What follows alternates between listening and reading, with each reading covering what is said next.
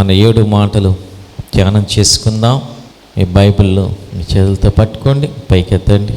ఈ దేవుని వాక్యము నన్ను రక్షించును, ఈ దేవుని వాక్యము నన్ను బ్రతికించును, ఈ దేవుని వాక్యము నన్ను స్వస్థపరచును, ఈ దేవుని వాక్యము నా కుటుంబమును కట్టును, ఈ దేవుని వాక్యము నాకు విజయాన్ని ఇచ్చును, ఈ దేవుని వాక్యము నన్ను ఆశీర్వదించును, ఈ దేవుని వాక్యము నన్ను నడిపించును. God bless you. దేవుని వాక్యాన్ని మనం చదువుకుందాం. 2వ దినవృత్తాంతములు 20వ అధ్యాయం 12వ వచనం. అక్కడ ఈ వాక్యం అనేక సార్లు మనం ధ్యానం చేసిన వాక్యమే. ఎన్నిసార్లు చేసినా కొన్నిసార్లు మనకు కొత్త విషయాలు తెలుస్తూ ఉంటాయి. ఒకే వాక్యంలోంచి దేవుడు అనేకమైన విషయాలు మాట్లాడుతూ ఉంటాడు. నీవు వారికి తీర్పు తీర్చవా? మా మీదకు వచ్చి గొప్ప సైన్యముతో యుద్ధము చేయుటకును మాకు శక్తి చాలదు, ఏమి చేయుటకును మాకు తోచదు, నీవే మాకు దిక్కు అని ప్రార్థన చేసేదను. మా దేవా అంటూ మాకు శక్తి చాలదు, మాకు శక్తి చాలదు. Oh our God, will thou not judge them, for we have no might against this great company that cometh against us, neither know we what to do, but our eyes are upon thee.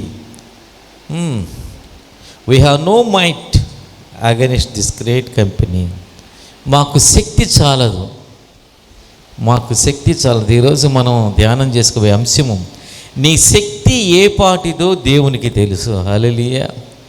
నీ శక్తి ఏ పాటిదో దేవునికి తెలుసు. God knows your strength. నీ శక్తి ఏ పాటిదో దేవునికి తెలుసు. దేవ స్తోత్రం నాయన. హల్లెలూయా. 2 నిమిషాలు ప్రార్థన చేసుకుందాం. దయగల తండ్రి ప్రభా, ఈ వాక్యాన్ని ధ్యానం చేస్తూ ఉండగా ప్రభా, నేను నన్ను మాతో ఉండు ప్రభా, నీ స్వరం మాకు వినిపించు. నేనైతే ప్రభా బలహీన ప్రభా, నాయనా నీ ఆత్మతో నన్ను నింపి బలపరచి, నాయనా నీ వాక్యం చెప్పుటకు యోగ్యుడిగా నన్ను మార్చి ప్రభా, నా స్వరం నీ స్వరంగా చేసుకుని మాటలు వినిపించమని యేసు నామమున ప్రార్థన చేస్తున్నాను తండ్రి. ఆమేన్. మన శక్తి ఏ పాటిదో దేవుడికి తెలుసు. అవునా? చాలా ఈ మాట నేను కూడా రాసుకున్నా. ఈ మాట నేను చదువుకుంటుంటే, ఈ వాక్యం నేను ధ్యానం చేసుకుంటే నాకే సంతోషం వేసింది, ఆనందం వేసింది. యెహోషాపాతు రాజు, మా శక్తి నాకు చాలదయ్యా, మా శక్తి నాకు చాలదు. ఈ శక్తి వచ్చిన ఈ కష్టాన్ని యుద్ధం చేయడానికి నాకు శక్తి చాలదు, శక్తి చాలదు. ఇర్మియా కూడా మాట అంటాడు కదా, 1వ అధ్యాయం 6వ వచనంలో, ఇర్మియా 1వ అధ్యాయం 6వ వచనంలో ఇర్మియా అంటాడు, అందుకు అయ్యో ప్రభువుకు యెహోవా చిత్తగించుము, నేను బాలుడనే, మాటలాడుటకు నాకు శక్తి చాలదని నేను అనగా, మాటలాడుటకు నాకు శక్తి చాలదు, నాకు శక్తి చాలదయ్యా. గోరి హల్లెలూయా. ప్రేమే దేని బిడ్డలారా, మనకి ఎంత శక్తి ఉందో దేవుడికి తెలియదా? దేవుడికి తెలుసు. మనం ఎంత శక్తిమంతులమో, మన శక్తి ఎంతో దేవుడికి తెలియదా? ఆలోచిద్దాం. దేవుడికి తెలుసో లేదో ఆలోచిద్దాం. దావీదు 139వ కీర్తన 2వ వచనంలో దావీదు అంటాడు, నేను కూర్చుండటను లేచుటను నీవు చూచుచునే ఉన్నావు. మనకు కూర్చునేది చూస్తున్న దేవుడు, లేచేది చూస్తున్న దేవుడు, పడుకునేది చూస్తున్న దేవుడు, నడిచేది చూస్తున్న దేవుడు, ఎన్ని చూస్తూ ఉన్నాడు. మనకి ఎంత శక్తి ఉందో ఆయనకి తెలియదా? ఒకవేళ ఒక బస్తా, ఒక రైస్ బ్యాగ్ ఉందనుకోండి మా ఇంట్లో, ఎవరో తీసుకుని వచ్చి వరండాలో పెట్టారు. నేను అభిజ్ఞతో చెప్తాను, అభిజ్ఞ ఆ రైస్ బ్యాగ్ ఎత్తుకొని వచ్చేసి ఇంట్లో వాళ్ళకి అంటానా? అనగా 25 కేజీల రైస్ బ్యాగ్ నేను అన్నది. ఎందుకని? అభిజ్ఞ శక్తి ఎంతో నాకు తెలుసు. I know, because Abhijna is my daughter. కాబట్టి నేను ఆ పని ఆమెకు అప్పచెప్పు. నేనేం చేస్తాను? నేను తీసుకొని వస్తాను, లేదా వేరే వాళ్ళకి అప్పచెప్తాను. ఎందుకంటే ఇక్కడ ఆ శక్తి అంటే నాకు తెలుసు. మన దేవుడికి కూడా, మన పరలోకపు తండ్రికి కూడా మన శక్తి ఏంటో మన దేవుడికి తెలుసు. He knows. మనం కూర్చుండేది లేచేది చూస్తున్న దేవుడు అని చెప్పి దావీదు రాశాడే, అంటే మనల్ని చూస్తూ ఉన్నాడు నిరంతరం. ఆయన యొక్క కను దృష్టిలో మనం ఉన్నాం కాబట్టి మన శక్తి ఏపాటిదో ఆయనకి తెలుసు. యెహోషాపాతుకు వచ్చిన కష్టము ఏపాటిది, యెహోషాపాతు యుద్ధం చేయగలడా లేదా, అంత శక్తి యెహోషాపాతుకు ఉందా లేదా దేవునికి తెలుసు. నీకున్న పరిస్థితులేంటి, నీకున్న ఛాలెంజెస్ ఏంటి, నీకున్న ఇబ్బందులేంటి, నీకున్న కష్టాలేంటి దేవుడికి తెలుసు. ఈ కష్టాల్ని చేసుకుని, ఈ కష్టాన్ని అధిగమించడానికి నీ శక్తి సరిపోతుందా లేదా కూడా దేవుడికి తెలుసు. మనం అనుకుంటాం దేవుడికి ఏం తెలియదులే అనుకుంటాం కదా, దేవుడు చూడట్లేదులే అనుకుంటాం. దేవుడికి తెలుసు మన కష్టమేంటో, మన శక్తి ఏపాటిది, దీనితో మనం యుద్ధము చేయగలమా లేదా, యుద్ధం చేస్తే మనం గెలవగలమా లేదా దేవునికి తెలుసు. మన బిడ్డల సంగతి మనకు బాగా తెలుసు కదా. సింపుల్గా నేను ఇలాగే ఎక్కువగా నేను కంపారిజన్ ఇక్కడ ఎట్లా చేస్తుంటా, ఎందుకంటే దేవుడిని ఎప్పుడు కూడా దేవుడు అనుకునేగా నేను తండ్రి అని అనుకుంటా. దేవుని మనకు క్రైస్తవత్వములో దేవునికి మనిషికి మధ్య ఉన్న సంబంధం ఏంటంటే తండ్రి బిడ్డల సంబంధం, తండ్రి బిడ్డల సంబంధం. అందుకని నేను ఇప్పుడు ఇలాగే నేను దేవుడిని ఇప్పుడు తండ్రిలాగే కంపేర్ చేస్తాను. మన బిడ్డలు ఎంత బలవంతులో మనకు తెలుసు, వాళ్ళు ఏమి చేయగలరో వాళ్ళు ఏమి చేయగలరో మనకు తెలుసు. మన దేవునికి కూడా అంతే. మనం ఏమి చేయగలం, మన శక్తి ఎంతటి, మనకు వచ్చిన కష్టాన్ని, మనకు వచ్చిన ఛాలెంజ్ని మనము గెలగవగా లేదా, మన శక్తి ఏ పాటికి మన దేవునికి తప్పకుండా తెలుసండి. అందులో అనుమానం ఎంత మాత్రం కూడా లేదు. He knows everything. ఇంకా చక్కగా నాకు యేసు ప్రభు తండ్రి అయిన దేవుణ్ణి మనకి ఏ విధంగా పరిచయం చేశాడంటే తండ్రి అని పరిచయం చేశాడు. Holy spirit help me. దేవునికి స్తోత్రం, హల్లెలూయా. తండ్రి అని మనకు యేసు ప్రభు దేవుణ్ణి మనకు ఎల్ షద్దాయ్ అని పరిచయం చేయలా, ఎలోహిం అని పరిచయం చేయలా, ఎల్ రోయి అనే పరిచయము చేయలా. ఇలాంటి గొప్ప గొప్ప పదాలు ఉపయోగించి దేవుణ్ణి యేసు ప్రభు మనకు పరిచయము చేయలే. ఎల్ షద్దాయ్, ఆయన సర్వశక్తిమంతుడే తెలుసు. కానీ యేసు ప్రభు దేవుణ్ణి మనకు ఏ విధంగా పరిచయం చేశాడంటే పరలోకపు తండ్రి అని పరిచయం చేశాడు. పరలోకపు తండ్రి ఆయన ఎల్ షద్దాయ్ కావచ్చు, ఈ సృష్టికి ఎల్ షద్దాయ్ కావచ్చు, సర్వశక్తిమంతుడు, ఆయనకి అసాధ్యమైంది ఏది కూడా లేదు, సర్వము ఆయన స్వాధీనంలో ఉన్నాయి, సృష్టికర్త కావచ్చు. కానీ దేవుడు ఆ పేర్లు, యేసు ప్రభు ఆ పేర్లు అన్నిటితో దేవుణ్ణి మనకు పరిచయం చేయలేదండి. అదే గొప్పతనం. ఎందుకో తెలుసా, దేవుడికి తెలుసు, అంటే ప్రభువుకి, యేసు ప్రభుకి తెలుసు. ఎల్ షద్దాయ్ అని దేవుణ్ణి మనం పిలవడం కన్నా, ఎల్ రోయి అని పిలవడం కన్నా, ఎలోహిం అని పిలవడం కన్నా, ఇంకా అనేక రీతిలుగా పిలవడం కన్నా, ఈ పేర్లన్నిటికన్నా కూడా తండ్రి అని పిలిస్తే దేవుడు సంతోషిస్తాడని యేసు ప్రభువుకి తెలుసు. ఈ గొప్ప గొప్ప పేర్లన్నిటితో కూడా పిలిస్తే దేవుడు అంతగా సంతోషించడే. కానీ వీటన్నిటికన్నా ఆయన అధికంగా సంతోషించే పిలుపు ఏదైనా ఉందంటే అది తండ్రి అనే పిలుపు. అది యేసు ప్రభుకి తెలుసు. కాబట్టే యేసు ప్రభు దేవుణ్ణి మనకు ఏ విధంగా సంబోధించమని నేర్పించాడంటే తండ్రి అనే సంబోధించమని నేర్పించాడు. మా పరలోకపు తండ్రి, he's our father, he's our father. ఆయన సృష్టికర్త అయినచ్చు. నేను కాలేజీలో చేరిన రోజుల్లో, వేరే టౌన్లో చేరిన రోజుల్లో మా నాన్న వచ్చి అక్కడ ఒక ఆయన్ని నాకు పరిచయం చేశాడు. రే, ఈయన అంకుల్ రా, నీకు అంటే మేము పల్లెటూరు ఉన్నది, నన్ను అక్కడ కాలేజీలో జాయిన్ చేశాడు, హాస్టల్లో ఉంటున్నాను.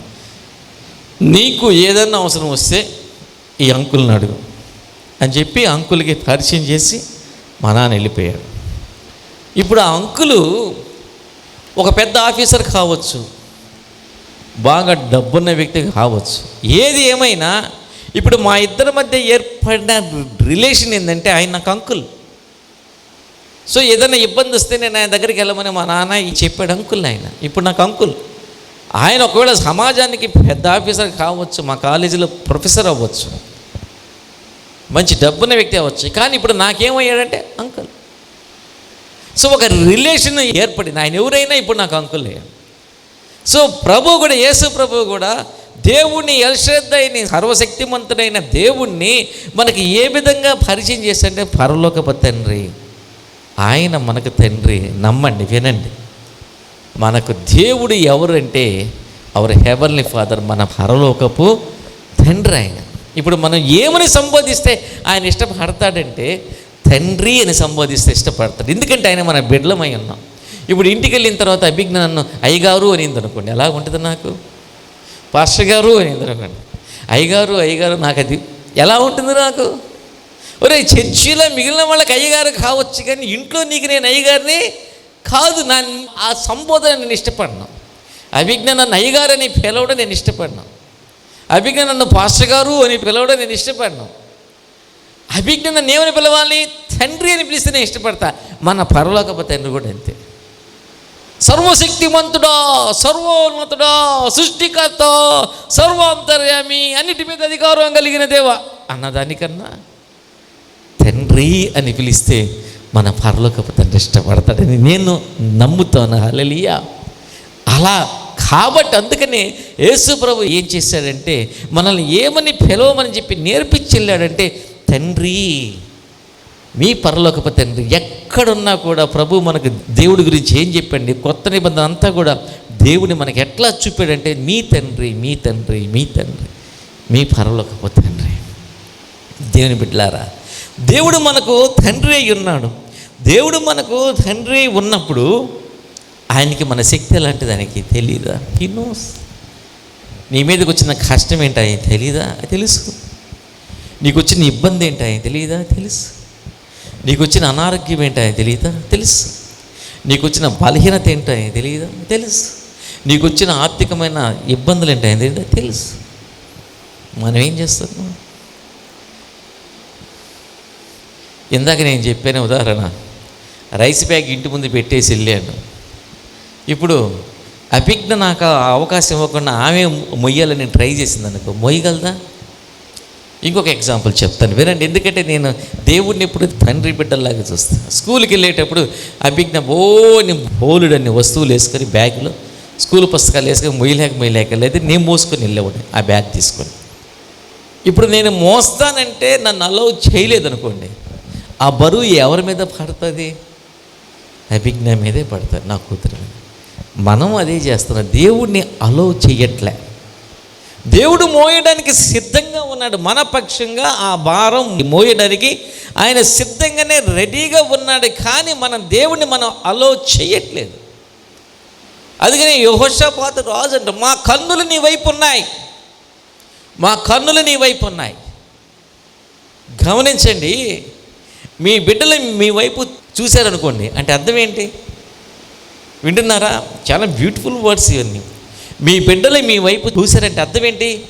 ఈ పరిస్థితిలో నువ్వు ఇన్వాల్వ్ అవ్వు అని. దాని మీనింగ్ అదే కదా. ఈ పరిస్థితిలో నువ్వు ఇన్వాల్వ్ అవ్వు. మీ బిడ్డలు నీ వైపు చూశారంటే నువ్వు ఇన్వాల్వ్ అవ్వు అని అర్థం. నువ్వు ఇన్వాల్వ్ అవ్వు. ఏదైనా జరుగుతుంది, కబక్కన అభిజ్ఞానం నా వైపు చూసిందంటే అర్థం ఏంటి?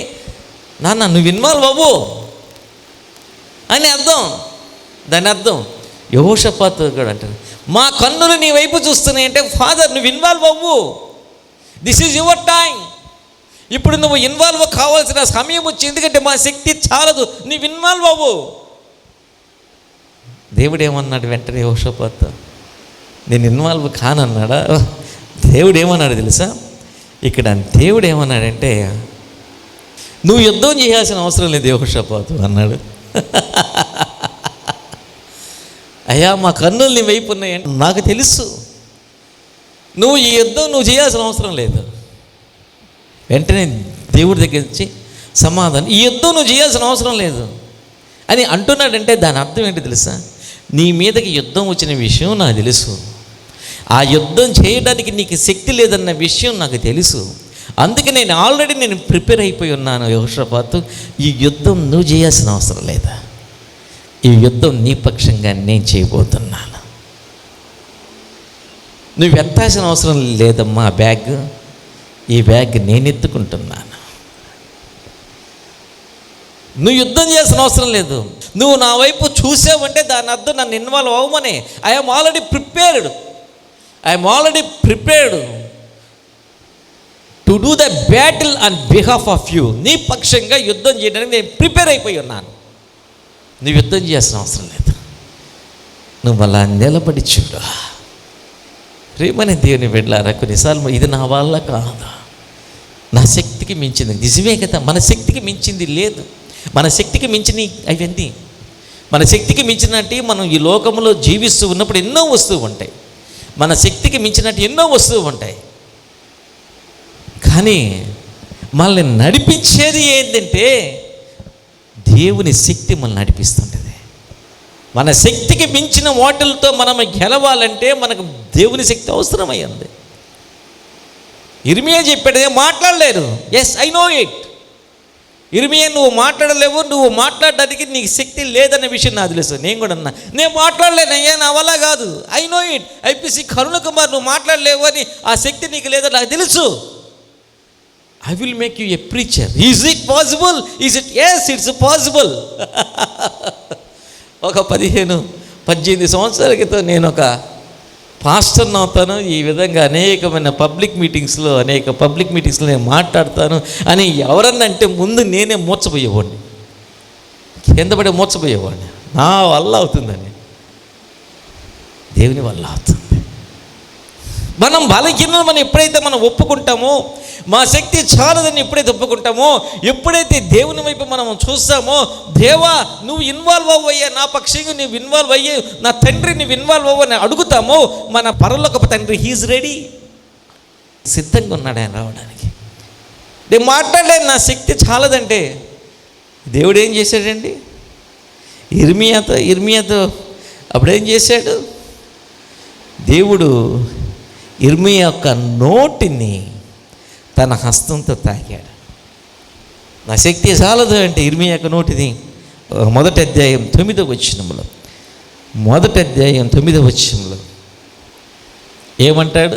అప్పుడు యెహోవా చేయి చాపి నా నోరు ముట్టి ఇలాగ సెలవిచ్చును. చాలా, నా నోరు ముట్టి, అరే నీ శక్తి చాలదని నాకు తెలుసు ఇర్మియా, ఇదిగో. అప్పుడు వెంటనే దేవుడు ఏం చేశాడంటే తన చేయి చాపి ఇర్మియా నోరు ముట్టి అన్నాడంట, నోరు ముట్టాడు. ఇంకా దేవుడు ఏమన్నాడు తెలుసా ఇర్మియాతో? 7వ వచనంలో అంటాడు, సే not I am a child. నేను బాలుడనని అనవద్దు, డోంట్ సే. ఇక ఎప్పుడు కూడా ఆ మాట నువ్వు అనబాక. నేను మాట్లాడలేని వాడని ఇంకెప్పుడు నువ్వు అనబాక, ఆ మాట అనబాక. Because I have with you, నేను నీతో ఉన్నాను. నువ్వు ఇక్కడి నుంచి నువ్వు బాలుడవి కాదు, ఇక్కడి నుంచి నువ్వు మాట్లాడలేని వ్యక్తివి కాదు. ఇదిగో నా నోటితో నా చేతితో నీ నోటిని ముట్టి ఉన్నాను, నా మాటలు నీ నోటి కింద ఉంచాను. ఇక్కడి నుంచి నువ్వు బాలుడివి కాదు, ఇక్కడి నుంచి నువ్వు మాట్లాడలేని వ్యక్తివి కాదు, మాట్లాడగలిగిన శక్తి కలిగిన వ్యక్తివి నువ్వు. నేను మార్చేస్తున్నా. ఏ న్యూ క్రియేషన్, నూతన సృష్టి అంటే ఇదే. దేవుళ్ళకి వచ్చిన తర్వాత మనం నూతన సృష్టిగా మారిపోతాం. మనం ఏ విధంగా దేవుడికి ఉపయోగపడాలో, ఏ విధంగా ప్రపంచానికి ఉపయోగపడాలో, ఏ విధంగా సమాజానికి ఉపయోగపడాలో దేవుడికి తెలుసు. కాబట్టి ఆ విధంగా ఆయన మార్చేస్తాడు మనల్ని. ఆ శక్తి చాలా.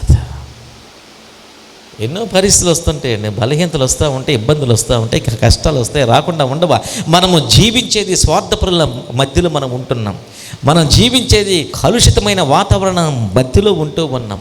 మనం జీవించేది ప్రేమ లేని మనుషుల మధ్యలో మనం జీవిస్తూ ఉండవచ్చు. మోసం చేసే వ్యక్తుల మధ్యలో మనము జీవిస్తూ ఉండవచ్చు. ఇలాంటి వ్యక్తుల మధ్యలో, ఇలాంటి సమాజంలో మనము జీవిస్తూ ఉన్నప్పుడు అనేక రకాలైన విపత్కరమైన పరిస్థితులు వస్తాయి. కొన్నిసార్లు మన శక్తికి మించినట్టు వస్తాయి. ఈ అనారోగ్యంతో పోరాడడం నా శక్తికి మించిందయా. ఓకే, దేవుడికి అది తెలీదా? తెలుసు. దేవుడికి అది తెలుసు. కానీ నేను ఒక మాట చెప్తాను, వినండి. మరి నమ్మండి, నువ్వు దేవుడి వైపు చూడటం లేదేమో. కొంతమంది అంటుంటారు, దేవుడు ఏం చేశాడు నాకు. ఏం చేయాలో? ఉతికి ఇస్త్రీ చేయాలా ఏంటి? దేవుడు ఏం చేశాడు నాకు, ఈ దేవుడు కూడా నాకేం చేయలేదు. ఇంకొంతమంది ఈ దేవుడు కూడా నాకేం చేయలే.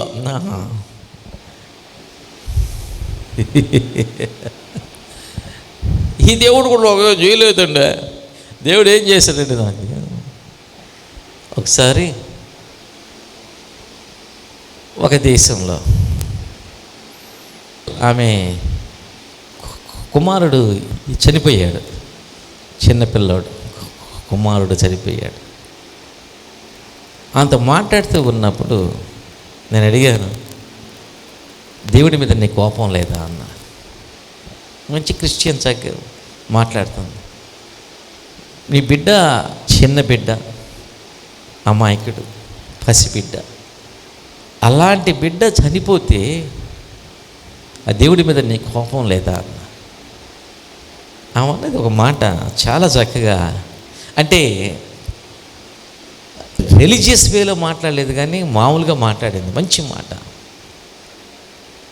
దేవుడు నాకేదో జరిగిందని, నాకేదో చెడు జరిగిందని నేను దేవుణ్ణి ద్వేషిస్తే నేను నమ్మగలిగిన వారు ఒక్కరు కూడా ఈ ప్రపంచంలో నాకు ఉండరేమో, నేను ఆ విధంగా బ్రతకలేననేది. అంటే నమ్మగలిగింది దేవుడు మాత్రమే, నమ్మగలిగింది దేవుణ్ణి మాత్రమే. అలాంటి దేవుణ్ణి ఏదో జరిగిందని ద్వేషిస్తే ఇక నేను నమ్మగలిగిన వాళ్ళు ఎవరు ఉండరు ఈ ప్రపంచంలో. ఏ వ్యక్తినే నమ్మగలిగిన దేవుణ్ణే నేను ద్వేషిస్తే ఇక నేను నువ్వుని నమ్మాలి. అలా ఎవరిని నమ్మలేని రీతిలో నేను జీవించాలంటే నమ్మల కాదు, నేను దేవుణ్ణి నమ్ముతా. చాలా మంచి నిజమే కదా. దేవుణ్ణి మనం ద్వేషించామంటే ఇక మంచివారు ఎవరున్నారు? మంచివాళ్ళు ఎవరు లేరు. ఇక మనం నమ్మగలిగిన వాళ్ళు ఎవరున్నారు? ఇక ఎవరు లేరు. దేని బిడ్డలారా, దేవుడు నాకేం చేస్తున్నావు అని కాదు. నాకు అనిపించింది, కొంతమంది మంది అంటూ ఉంటే ఏదో జరిగిన తర్వాత వచ్చేసి నాకు అట్లా చేశాడండి, దేవుడు నాకు ఎందుకు ఈ విధంగా చేశాడయ్య గారు, ఎందుకు చేశాడయ్య గారు అంటారు. కానీ నీ సహవాసం దేవుడితో ఎలాగుంది పరిశీలించుకున్నావా? అది జరగకముందు నీ సహవాసం దేవుడితో ఎలాగా ఉంది? దేవుడితో మనం, దేవుడు నాకు అది ఇవ్వాలి, ఇది ఇవ్వాలి, ఇది ఇవ్వాలి, అది ఇవ్వాలి అని మనం దేవుడి దగ్గరకు వస్తుంటాం. కానీ దేవుడితో నీ రిలేషన్షిప్ ఎలాగుంది అసలు? నిజంగా ఆ సంబంధంలో, దేవుడితో నీకున్న సంబంధంలో నిస్వార్థమైన సంబంధం అది? నిజంగా నువ్వు దేవుడిని ప్రేమిస్తున్నావా? ఏ లాభాపేక్ష లేని ప్రేమేనా అది? దేవుడు నిజంగా నాకు కావాలి అనుకుంటున్నావా? లేకపోతే దేవుడు ఏదో ఇస్తాడు కాబట్టి నాకు కావాలనుకుంటున్నావా? నీ సహవాసం ఏ విధంగా ఉంది ముందు నువ్వు అది అర్థం చేసుకో. మనమేమో మన రిలేషన్షిప్ ఏమో దేవుడితో బిజినెస్ టైప్లో ఉంటుంది. 7 వారాలు వస్తే ఆ స్థలం అమ్ముడు పోద్దని నేను అనుకున్నా. ఆ స్థలం అమ్ముడు పోవడానికి 7 వారాలు వస్తుందంట, దేవుడి దగ్గరికి వస్తుందంట డబ్బులు కావడానికి. వ్యాపారాత్మకంగా మనం దేవుణ్ణి వాడుకోవాలనుకుంటున్నాం. ఆయనేమో నా బిడ్డలు అని చెప్పి ఆయన అనుకుంటున్నాడు. మనమేమో ఆయన దగ్గర నుంచి లాభం కోసం ఆలోచిస్తాం. ఇది మనకున్న సహవాసం. ప్యూర్ రిలేషన్షిప్ లేదు. అందుకే ఏదైనా ఏదైనా ఇబ్బంది వచ్చినా దేవుని వైపు మనం వ్యాపార దృక్పథంతో చూస్తున్నామే కానీ ఒక బిడ్డ తన తండ్రి వైపు చూస్తున్నట్టు చూడట్లేదేమో. ఒక వ్యాపార దృక్పథం, ఒక డాక్టర్ లాగా దేవుడి వైపు చూస్తున్నాము. రోగం వచ్చింది, స్వస్థపరిచే దేవ. అంతకుముందు రోగం రాకముందు tata tata bye bye sorry ఎవరికో ఒక దేవా, నువ్వు ఉంటే నేను ఈ సినిమాలు చూడలేను, నువ్వు ఉంటే నేను ఈ అబద్ధాలు చెప్పలేను, నువ్వు ఉంటే ఈ అల్లరితో కూడిన ఆటపాటల్లో సోషల్ నెట్వర్క్లో నేను ఉండలేను, నువ్వు ఉంటే నేను తిట్లు తిట్టలేను, నువ్వు ఉంటే నేను బూతులు ఆడలేను, నువ్వు ఉంటే నేను తగు వేసుకోలేను. కానీ నువ్వు కొంచెం పక్కన ఉండలే. రోగం వచ్చినప్పుడు వస్తాలి, మళ్ళీ రోగం వచ్చినప్పుడు ఇబ్బంది వచ్చినప్పుడు వస్తాలి. ఇది రిలేషన్. ఒక బిజినెస్ సంబంధం ఒక బిజినెస్ రిలేషన్ లాగా ఉంటుందే తప్ప తండ్రి బిడ్డల సంబంధం లాగుందా? ఒక డాక్టర్ని చూసినట్టే దేవుని చూస్తుంటాం, లేదా డబ్బులు ఇచ్చే వ్యక్తిని చూసినట్టే దేవుని చూస్తుంటాం. No, he's our father. ఒక బిడ్డలాగా తండ్రి వైపు చూసావా? ఏమీ లేకుండా, ఏ అక్కర లేకుండా దేవుడి దగ్గరికి వెళ్ళిన సందర్భాలు ఏంటి? మన ప్రార్థనలో ఏ అక్కర లేకుండా మనం ప్రార్థించినట్టు ఉందా? ఎప్పుడన్నా ఒక్క ప్రార్థన ఉందా? ఇంతకాలపు మన యొక్క ప్రార్థన జీవితములో మన అక్కర లేకుండా, నీ అక్కర లేకుండా ప్రార్థించిన ప్రార్థన ఒక్కటన్నా ఉందా? ఒక్క రోజన్నా నువ్వేం అడగకుండా? అడుగుతాం. అడగడం తప్పుని నేను అన్నా. మనం తండ్రిని కాకపోతే ఇంకెవరిని అడుగుతాం? కానీ ఆ రిలేషన్షిప్ పెట్టండి. తండ్రి బిడ్డల మధ్య ఉన్న సంబంధం లేకుండా ఇప్పుడన్నా అనుకున్నావు, ప్రభువా ఈరోజు ఏంటోనయ్యా కొంచెం డల్గా ఉంది, నువ్వు దూరం అయిపోయావా ప్రభువా అని అనుకున్నావా? నేను డల్గా ఉండడానికి కారణం నా పరలోక తండ్రి నాకు దూరం అయ్యాడేమో అని అనుకున్నావా? డల్గా ఉంది, ఓ మంచి ఈ సినిమా చూద్దాం అనుకున్నావా? డల్గా ఉంది కానీ ఏదైనా మంచి సినిమా చూద్దాం. రాంగోపాల్ వరల్డ్ మూవీస్.comలోకి వెళ్ళిపోదాం. పవర్ స్టార్ అనేది ఉంటుంది, అది చూద్దాం ఈరోజు. బోర్గా ఉంది, డల్గా ఉంది అని అనుకున్నావా? లేదంటే డల్గా ఉంది దేవా, నువ్వు నాకు దూరం అయ్యావా? No, I can't live. నువ్వు నాకు దూరం అయితే నేను బ్రతకలేం ప్రభా, నాకు దగ్గరగా రా అని అనుకున్న సందర్భం ఉందా?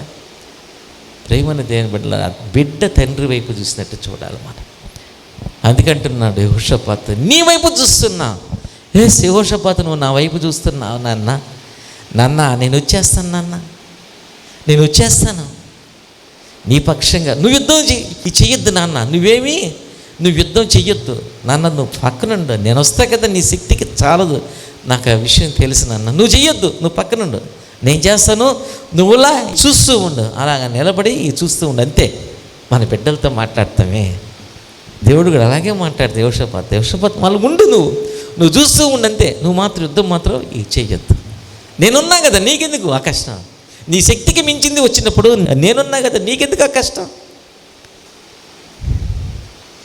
ఏలియా బదరీ వృక్షం కింద పడుకుని అంటే దేవదూత వచ్చి రొట్టె మాంసం పెడుతుంది కదా, భోజనం తీసుకొస్తుంది. భోజనం తింటాడు ఏలియా. భోజనం తిన్న తర్వాత మళ్ళీ పడుకుని నిద్రపోతుంటే మళ్ళీ దేవదూత వస్తుంది, మళ్ళీ లేపుతుంది. మళ్ళీ దేవదూత అంటుంది, లేపితే ఏలియా లేచి చూస్తాడు, మళ్ళీ రొట్టె ఉంది. ఇందాకనే కదా తినింది, మళ్ళీ తినాలా? మా బిడ్డ అంటూ ఉంటుంది, 2 దోశలు ఎందుకు నాన్న, 1 దోశ చాలు కదా అని. ఇందాకనే కదా ఈ తినింది, మళ్ళీ తినాలా అంటే ఆ దేవదూత, దేవుడు అంటాడు, వాహ్ ఎంత బ్యూటిఫుల్ వర్డ్ అంటే, ఏలియా నీ శక్తికి మించిన ప్రయాణం ఉంది ఏలియా, అందుకే లేచి తిను నాన్న, తిను. వాహ్, మన శక్తికి, ఏలియా చేయాల్సిన ప్రయాణానికి ఏలియాకున్న శక్తి చాలదన్న విషయం దేవుడికి తెలుసండి, దేవుడికి తెలుసు. అందుకనే ఏలియాకు భోజనం పెట్టాడు, శక్తి వచ్చే భోజనం. ఆ భోజనం మానవులు చేసిన భోజనం కాదు, ఎందుకంటే 40 రాత్రింబగళ్ళు పరిగెత్తుతాడు ఏలియా కంటిన్యూస్గా ఆగకుండా. అటువంటి భోజనం ఏలియా ప్రయాణం చేయడానికి, ఏలియాకు ఉన్నటువంటి ప్రయాణం ఏంటో దేవుడికి తెలుసు. ఆ ప్రయాణానికి ఎంత శక్తి ఏలియాకు అవసరమో దేవుడికి తెలుసు. ఆ శక్తి ఏలియాకి దేవుడు అనుగ్రహించాడు. దేవునికి స్తోత్రం. మనం చేయాల్సిన ప్రయాణాలు ఎన్నున్నాయో ఆ ప్రయాణాలు కొన్నిసార్లు మన ప్రయాణాల్లో మన శక్తికి మించిన ప్రయాణం, కానీ దేవుడి వైపు చూస్తే ఆ ప్రయాణం చేయగలిగిన శక్తిని మన పరలోక తండ్రి తప్పకుండా మనకు అనుగ్రహిస్తాడు. ఆయన అనుగ్రహిస్తాడు. మన శక్తి చాలదన్న విషయం మన పరలోక తండ్రికి తెలుసు. ఇప్పుడున్న శక్తి నీకు, ఇప్పుడున్న ఆరోగ్యం, నీకు వచ్చిన రోగంతో పోరాడడానికి చాలదన్న విషయం నాకు తెలుసు. నేను నీకు ఇస్తున్నాను ఆరోగ్యం, ఆ బలం నీకు ఇస్తున్నాను. గాడ్ నోస్ నీకు వచ్చిన అనారోగ్యాన్ని జయించే శక్తి లేదనే విషయం నాకు తెలుసు. నేను నీకు ఇస్తున్న శక్తి. మనం దేవుని వైపు చూసినప్పుడు ఇప్పుడు వచ్చిన సమస్యలను జయించగలిగిన శక్తి నీకు లేదన్న విషయం నాకు తెలుసు. దేవుడి వైపు చూడు, ఆయన అంటాడు, నేను నీకు ఇస్తున్న శక్తి. నువ్వు ఆ సమస్యను పరిష్కరించగలిగిన శక్తి నేను నీకు ఇస్తున్నా. నీకు వచ్చిన ఆర్థికమైన ఇబ్బంది నుంచి బయటపడే శక్తి నీకు లేదు, కానీ నేను చేయబోతున్న కార్యం నేను చూసుకుంటా. ఈ యుద్ధాన్ని చేసే శక్తి నీకు లేదు, నాకు తెలుసు, నేను చేస్తాను. దేవుడి వైపు మనం చూస్తున్నావా? లే ఏలియా, తినేలియా, తిను, నీ శక్తికి మించిన ప్రయాణం లే. నిజంగా నేను అనుకుంటాను, ఈ వాక్యం తింటే చాలండి, ఎంత ప్రయాణమైనా మనం చేసేస్తాం. ఈ వాక్యం తింటే చాలు, ఎంత ప్రయాణమైనా మనం చేసేస్తాం. నేను అందుకని చెప్తుంటే, ఇమ్యూనిటీ ఎక్కడుంది మనకు? ఏడే ఉంది, దేవుని వాక్యంలోనే ఉంది. అతడు నీటి కాలువ ఎవరైనా నాటబడిన వాడే, ఆకువాడుగా తన కాలమందు ఫలమిచ్చు చెట్టు. అబ్బో, ఎవరతను? ధర్మశాస్త్రమునందు ఆనందించు దివారాత్రములు దానిని ధ్యానించేవాడు. ఇమ్యూనిటీ ఇక్కడ ఉంది, ఈడుంది ఇమ్యూనిటీ.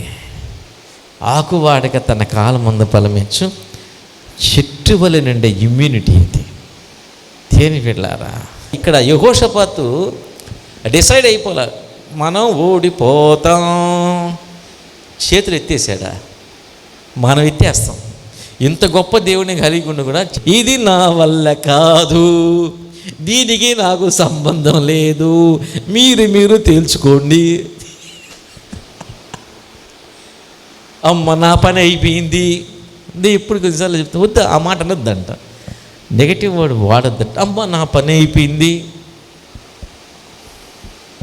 చంపేస్తున్నారా వీళ్ళు అంటుంటారు. అది కూడా వాడొద్దంట. ఎవడు చంపేస్తున్నారు? ఎవడు మనల్ని చంపలేడు. ఎందుకు చేతులు ఎత్తాడు? అమ్మో ఏదో అయిపోయింది.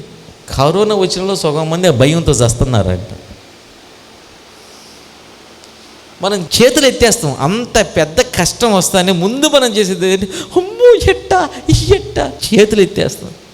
అమ్మో నా వల్ల కాదు చేతులు ఎత్తేస్తాం. యెహోషాపాతు చేతులు ఎత్తలేదండి. యెహోషాపాతు చేతులు ఎత్తాడు. ఎటువైపు ఎత్తాడు? దేవుడి వైపు ఎత్తాడు. దేవుని వైపు ఎత్తాడు. చేతులు ఎత్తబాక, నువ్వు నీకు వచ్చిన కష్టాన్ని చూసి నా వల్ల కాదు, ఇది ఇంతేనని చెప్పి చేతులు ఎత్తబాక. నువ్వు పరలోకపు తండ్రి ఉన్నాడు నీకు. దేన్నైనా చేయగలిగిన, సర్వాన్ని సాధించగలిగిన పరలోకపు తండ్రి ఉన్నాడు. చేతులు ఎత్తబాక. అబ్రహాం యుద్ధానికి వెళ్ళాడండి, 3 రాజుల్ని జయించేశాడు. ఎంత? కొన్ని వందల మందితో, కొన్ని లక్షల మంది సైన్యం. ఎట్లా జయించాడు? తన దేవుని బట్టి అంత యుద్ధం చేశాడు. అబ్రహాంకి తెలుసు, నా పక్షంగా నా దేవుడు యుద్ధం చేస్తాడు. నా దేవుడు నాకు వాగ్దానం ఇచ్చాడు, నేను చావను, నా సంతానం ఆకాశంలో నక్షత్రాలలాగా విస్తరించబడాలి. అది దేవుడిచ్చిన వాగ్దానం. ఆ వాగ్దానం తప్పదు. అగ్నిలో దూకడానికైనా ఈ సిద్ధమే. ఎందుకంటే అగ్నిలో దూకి చనిపోతే నా దేవుని వాగ్దానం. ఇప్పుడు అబ్రహాంని కాపాడాల్సిన టెన్షన్ దేవుడిది, అబ్రహాంది కాదు. టెన్షన్ అంతా దేవుడిది. ఎందుకంటే దేవుడు ఆల్రెడీ వాగ్దానం ఇచ్చేశాడు, నీ సంతానాన్ని విస్తరిస్తాను. ఆ టెన్షన్ ఉంది. అబ్రహాం యుద్ధానికి వెళ్తే అబ్రహాంని కాపాడాల్సిన బాధ్యత దేవుడిదే. బాధ్యతని కదా. మన పరలోకపు తండ్రికి మన మీద అంత ప్రేమ. అబ్రహాంని ఎంతగా ప్రేమిస్తున్నాడు, మనల్ని అంతగా ప్రేమిస్తున్నాడు. ఆయనకి అంత ప్రేమ ఉంది మన మీద. చేతులు ఎత్తేసాడు. యెహోషాపాతు చేతులు ఎత్తేలా, నా వల్ల కాదు, మనం ఓడిపోతామని. ఇది ఇంతే, ఇది నన్ను కృంగ తీసేస్తుంది అని రోగాన్ని చూసి ఓడిపోతుంటారు. ఇది ఇంతే, ఈ సమస్య ఇది తేలదు, అయిపోయింది, నా పని అయిపోయిందని కొంతమంది చేతులు ఎత్తేస్తుంటారు. దేవుని వైపు చేతులు ఎత్తు. మాట్లాడలేని అనబాక ఇర్మియా, ఇదిగో నా చేతులు నిన్ను ముట్టిన, నీ నోటి ఏందో నా మాటలు వచ్చి నువ్వు మాట్లాడడం మొదలుపెట్టు, ఇక నువ్వు బాలుడు అని అనబాక. Wow, warning. IPC Karuna Kumar, ఇక నువ్వు మాట్లాడలేను అని అనబాక, నేను ప్రసంగించలేను అనబాక, నా వల్ల కాదు అనబాక, చేత కాదు అనబాక, వెళ్ళను అనబాక. Wow, is it possible? It is possible. ఇది సాధ్యం, ఇది సాధ్యం. యెహోషాపాతు, అయ్యా నేను యుద్ధం చేయకుండా నేను ఎలా గెలుస్తాను? ఇది సాధ్యమేనా? ఎంత విచిత్రం అండి అసలు ఆ మాట. ఆ లాజిక్ అందదు. నువ్వు యుద్ధం చేయబాక నువ్వు గెలుస్తావంటే ఎట్ట వీలవుతుంది? యెహోషాపాతు నువ్వు యుద్ధం చేయబాక, కానీ యుద్ధంలో మాత్రం నువ్వే గెలుస్తావు. మన ఊహకు అన్నదు, మన లాజిక్ అన్నదు. అది ఎట్లా ప్రభువా, నేను బాణం వేయకుండా శత్రువు ఎలాగా చనిపోతాడు, నువ్వు బాణం వేయ, నువ్వు చేయబాక కానీ నువ్వే గెలుస్తావు. యుద్ధం చేయకుండా ఎలా గెలుస్తాం? గెలవాలంటే యుద్ధం చేస్తేనేగా. ఇది మన లెక్క. గెలవాలంటే యుద్ధం చేయాలా, ఇది మన లెక్క. దేవుళ్ళ లెక్క కాదు. గెలవాలంటే నువ్వు చేయాల్సిన అవసరం లే. నువ్వు యుద్ధం చేయకుండానే గెలిచిన వ్యక్తిగా నువ్వే డిక్లేర్ అవుతావు. ఇది దేవుడు చేసే కార్యం.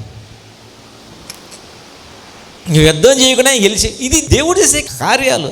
అది దేవునితో సహవాసం కలిగిన వాళ్ళకి మాత్రమే అర్థమవుతుంది, అందరికి అర్థం కాదు.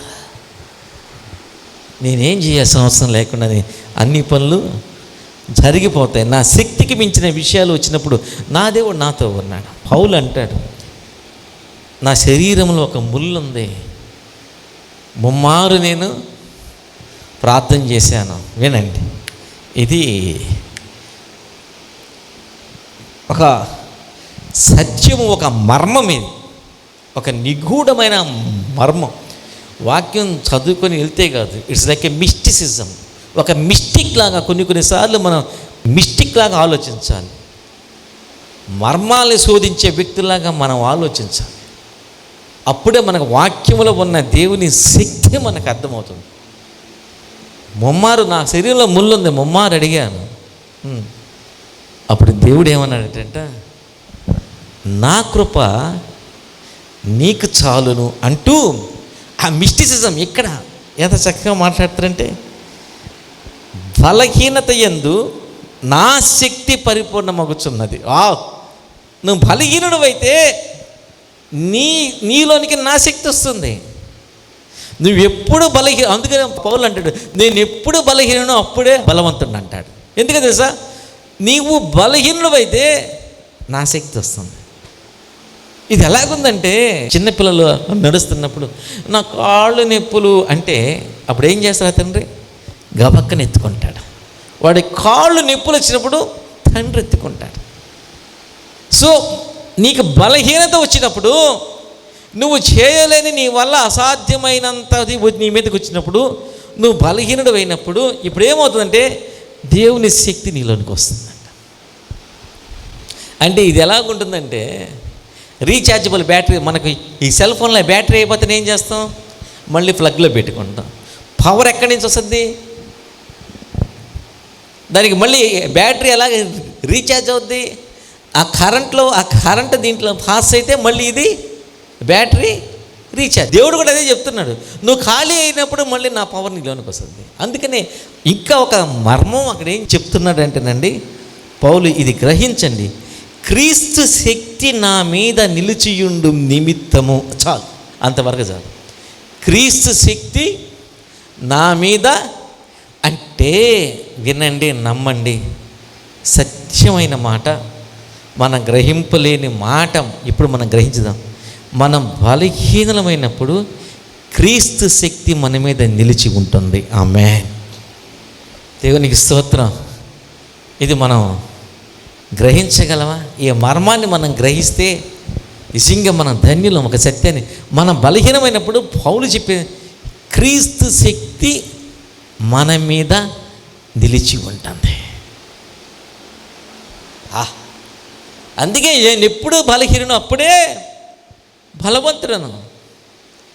ఆ మన మీద నిలిచి ఉండు శక్తి మనల్ని నడిపిస్తుంటుంది. మన మీద నిలిచి ఉండే శక్తి మనల్ని బలవంతులుగా మార్చివేస్తుంటుంది. ఇది నువ్వు నమ్మగలిగితే ఇది వాస్తవం, ఇది సత్యం, ఇది అందులో ఎంత మాత్రం అనుమానమో లేదు. మన మీద నిలిచి ఉంటుంది క్రీస్తు శక్తి. హల్లెలూయా. క్రీస్తు శక్తి మన మీద నిలిచి ఉంటుంది. ఎవరైతే ఈ మాటను నమ్మగలరో, ఈ మాటని విశ్వసించగలరో, వాడు ఎప్పుడు బలహీనుడు కాదు. వాడు బలహీనుడు అయినప్పుడు వెంటనే సంతోషిస్తారు. ఎందుకు తెలుసా? ఇప్పుడు క్రీస్తు శక్తి నా మీద నిలిచి ఉంటుంది.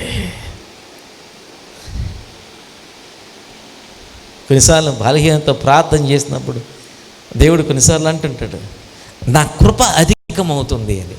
అర్థమయ్యేది కాదు. ఏంటి కృప అధికమవుతుంది?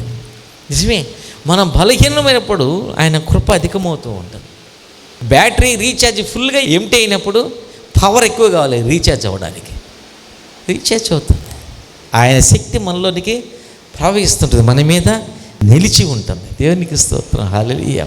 అందుకే నేను ఎప్పుడు బలహీనుడను అప్పుడే బలవంతుడను పౌలు అంటాడు.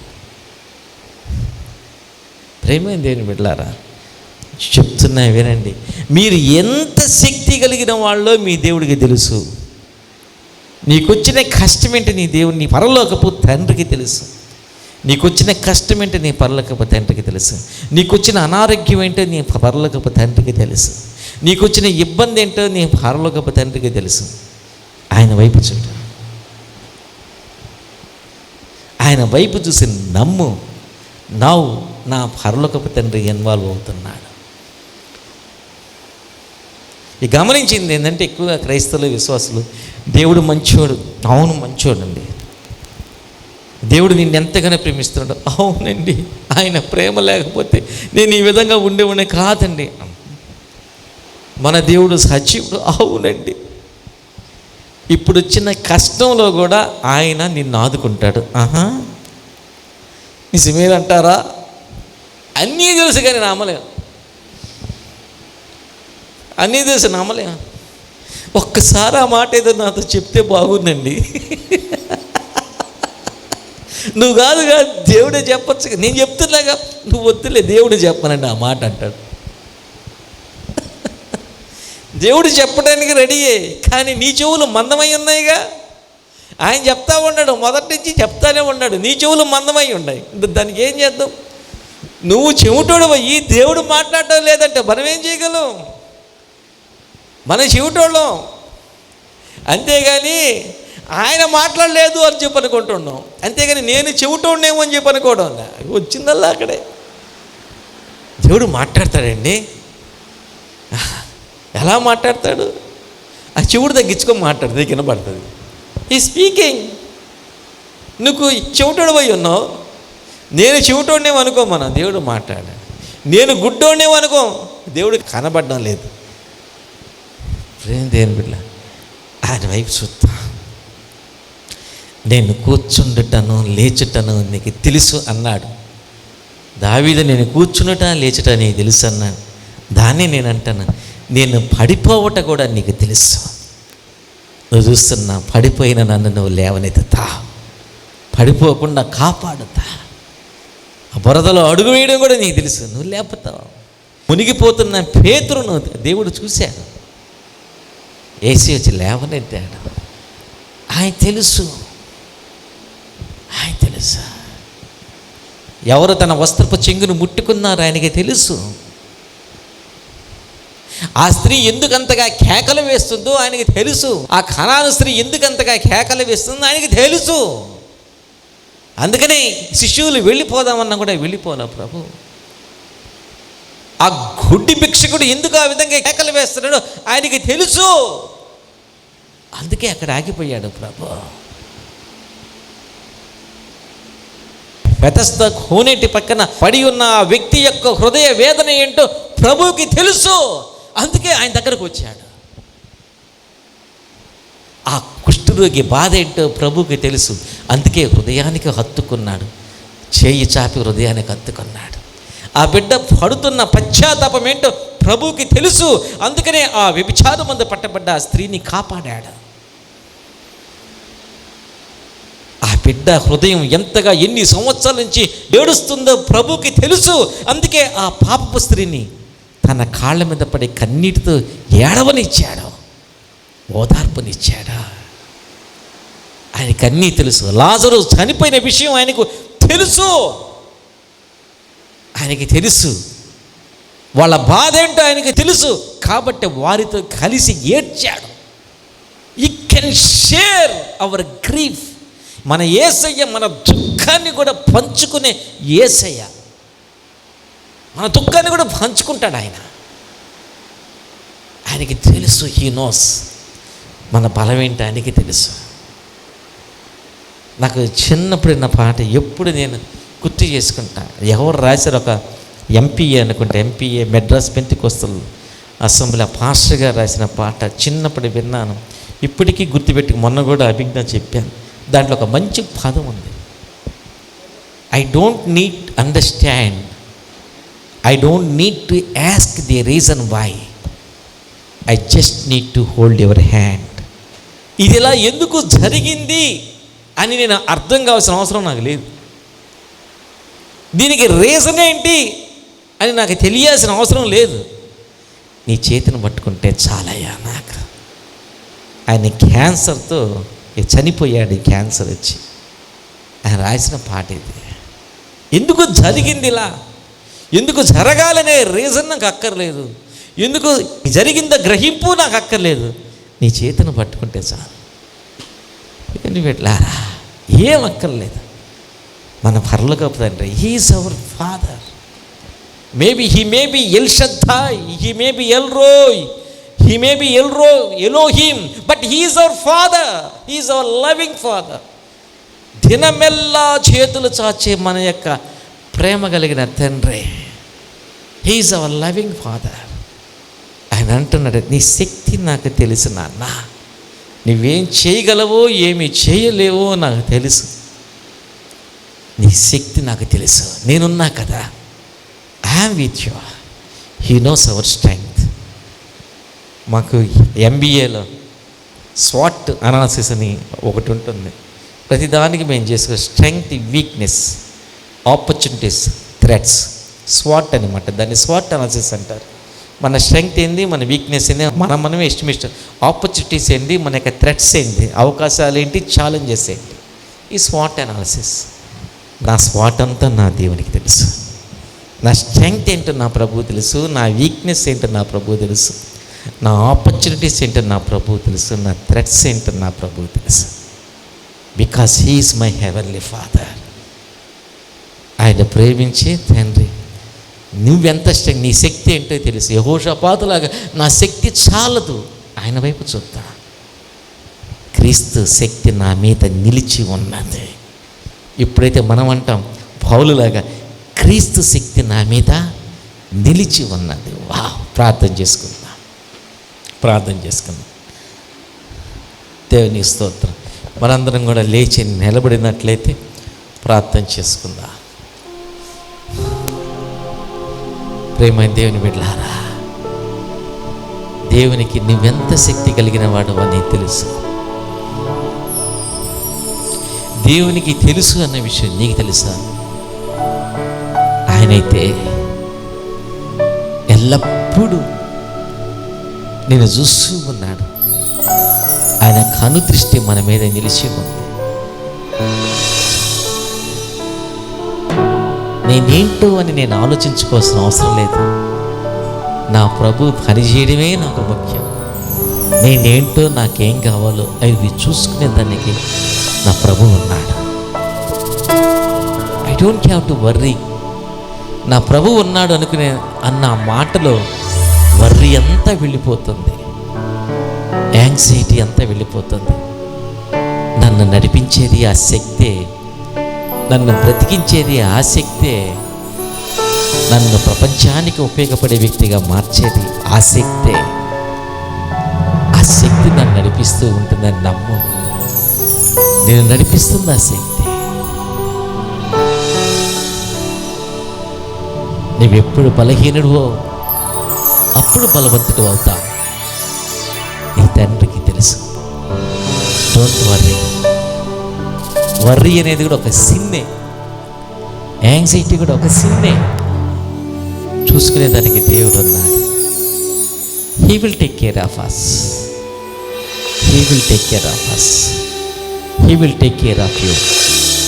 Because he is your heavenly father. మన తండ్రి ఆయన, మన తండ్రి, దయగలిగిన తండ్రి. ప్రభువా, నీ బిడ్డలతో నువ్వు మాట్లాడావు నాయనా. నీ వైపు చూస్తే ఎంత ధైర్యంగా ఉంటుంది, ఎంతో నిబ్బరంగా ఉంటుందయ్యా. మా బలమంతా నీవే నాయనా, మా శక్తి అంతా నీవే ప్రభువా. ఎప్పుడుకి ప్రభువా మా చేయి పట్టుకొని నడిపించేదానికి నువ్వెప్పుడు సిద్ధమే.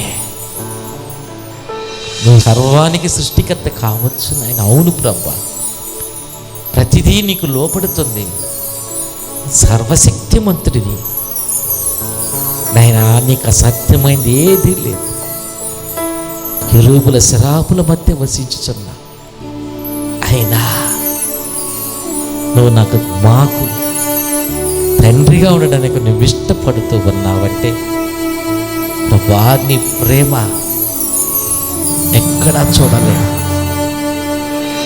మా తండ్రిని, మా తండ్రిని. ఈ వాక్యం విన్న ప్రతి బిడ్డను, ప్రతి కుటుంబాన్ని దీవించి ఆశీర్వదించిన ఆయన. ప్రతి కుటుంబానికి క్షేమాన్ని ఇవ్వండి ఆయన. మా సిటీ లైట్ సంఘం, మచిలీపట్నం సిటీ లైట్ సంఘం, బ్రాంచ్ సంఘాలు, ప్రతి కుటుంబానికి క్షేమాన్ని ఇవ్వండి నాయనా. ఏ కుటుంబంలోనికి కరోనా ప్రవేశించనీయద్దు నాయన. తొందరలో కరోనా మహమ్మారిని తీసివేయి నాయన. నీకోసం బ్రతకాలని ఆశ నాయన, నీకోసం ఎంతో చేయాలని ఆశ ప్రభువా నాయన. నేను సిద్ధంగా ఉన్నా ప్రభువా. ఇంకా సిద్ధపడిన మనసులు లేకపోతే ఆ మనసులు మాకు అనుగ్రహించండి నాయన. నీకు వందనాలు. ఈరోజు ఈ ఆరాధనకి ప్రభువా పాల్గొన్న ప్రభా, పాటలు పాడిన మ్యూజిషియన్స్, పాటలు పాడిన గాయకులు, పరిచయం చేసిన యోధా, కెమెరామెన్, వీళ్ళందరూ దీవించండి, ఆశీర్వదించండి. కుటుంబాలకి వీళ్ళకి క్షేమాన్ని కలిగించండి. మాతో ఉన్నందుకు మీకు వందనాలు చెల్లించుకుంటాం. యేసు నామమున ప్రార్థన చేస్తున్నాను తండ్రి. ఆమేన్.